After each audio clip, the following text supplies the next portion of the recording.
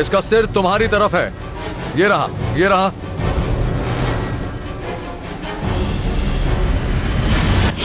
ध्यान से, ध्यान से।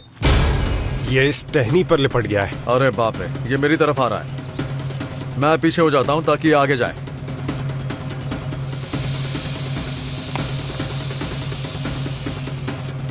बहुत बढ़िया। ये फंसा कहाँ है? यहाँ पर।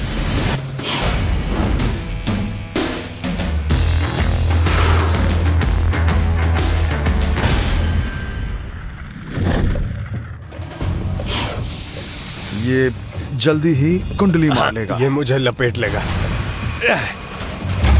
ये कुंडली मारने लगा है। मेरी मदद करना।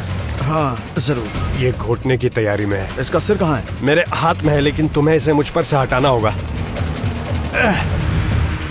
इस सांप में बड़ी ताकत है। आप इसकी ताकत का अंदाजा ही नहीं लगा सकते।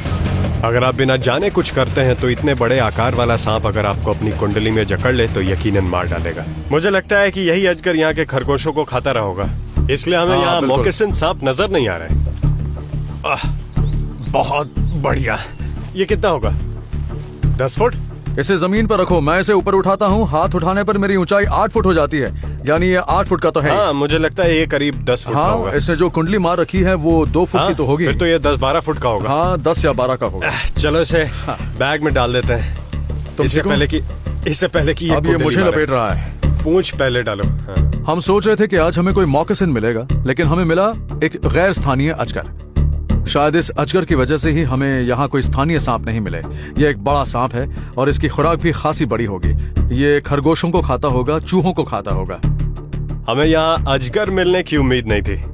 हमारे हुक भी छोटे हैं और बैग भी, और ये अजगर बड़ा है। ये किसी बड़े अजगर वाला बैग नहीं है। समा गया। ठीक है। हाँ हाँ हाँ हाँ। आखिरकार हमने इसे पकड़ ही लिया और एक और अजगर को एवरग्लेड्स से बाहर निकाल दिया। एक और अजगर पकड़ा गया जो अब किसी के घर में घुसकर कोई आसान शिकार नहीं बना पाएगा। बर्मीज पाइथन्स मौका परस्त जीव होते हैं। उन्हें जो भी मिल जाए वो उसे खा जाते हैं। कुछ 1 साल पहले अखबारों में एक ऐसे पाइथन की तस्वीर छपी थी जो शायद एक एलिगेटर को खाने के बाद फट गया था। 13 फुट का ये अजगर इस एलिगेटर को मार कर खा पाया। मुझे लगता है कि इस एलिगेटर ने उस अजगर को खाने की कोशिश की होगी, जिसके नतीजे में इन दोनों की खासी लंबी मुठभेड़ हुई होगी।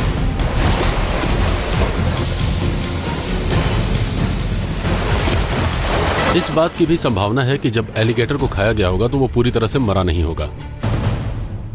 एलिगेटरों को ऑक्सीजन की जरूरत बहुत कम होती है। हो सकता है पेट के अंदर पहुंचकर उसने अंदर से जख्म दिए हों। अजगरों में बहुत ताकत होती है। आमतौर पर वो स्तनधारी जीवों को दम घोटकर मारते हैं और उनकी हड्डियों को कुचलकर उन्हें साबुत निगल लेते हैं, लेकिन एक एलिगेटर काफी सख्त जान होता है। हुआ ये होगा कि गर्म मौसम की वजह से पाइथन का आकार बढ़ गया होगा और वो फट गया होगा, जिससे आधा एलिगेटर दिखने लगा होगा। तो अजगर शुरू में जीत गया, लेकिन आखिर में उन दोनों की ही हार हो गई।